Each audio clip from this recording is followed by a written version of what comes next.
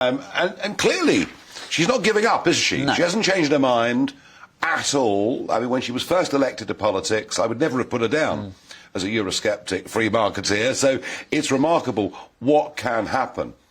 On China, she was very, very strong in that speech. I just mentioned it to Michael Pillsbury, thinking that the threat to Taiwan could be pretty imminent, making it clear that China is a threat. Now, this is in direct contrast to the positioning that Prime Minister Sunak has got us with China, where at one point he was saying China could be a threat, but then he wanted votes from party members. There's a bit of a rift here, isn't there? I think that there's definitely a key dividing line. We saw that during last summer's leadership election. I think for Liz Truss, she sees things in quite black and white terms.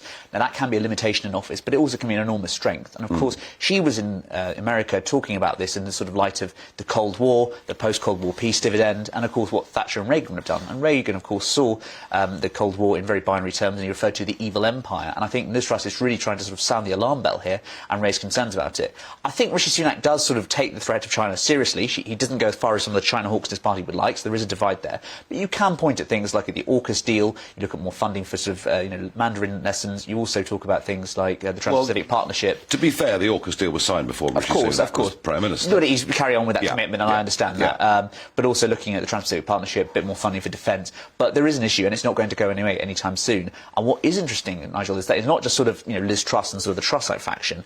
Others have these concerns too. And you look at what Michael Gove said in February. He gave a big speech at Onward, and he talked about how we had basically allowed the Chinese to take over, use the capitalist system to advance their own aims. And so I think this is going to be a key dividing line in the Conservative Party for the years to come. Well, of course, it was David Cameron and George Osborne, the big new bright future, and then Boris Johnson, a self-declared Sinophile, and he was quite happy, for Huawei to come into the 5G network. So I think the splits are there and quite real.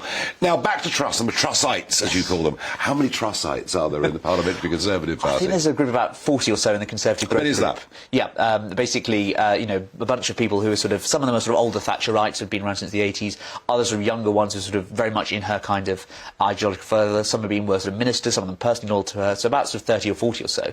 But of course, crucially, that is the sort of number needed to kind of get a rebellion over the line. If you look at a sort of majority of 70, sort of 35 swing votes. So it'll be interesting to see the kind of pressures they exert. And I think we saw a bit of that in the run-up to the budget with the corporation tax rise and some of the letters that were going coordinated around that. So there are some who are sort of personally loyal to her.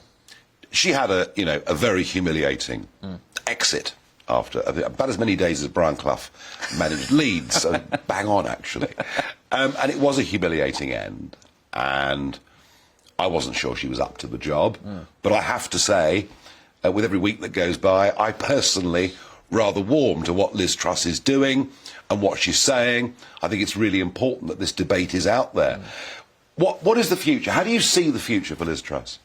I think that she has now left office after 10 years there and is free from ministerial constraints. Yep. She is someone who's always been incredibly energetic. She was a backbencher, she was a great pamphleteer, she loves ideas, policies. So I think she's going to throw herself into the economic and foreign policy debate.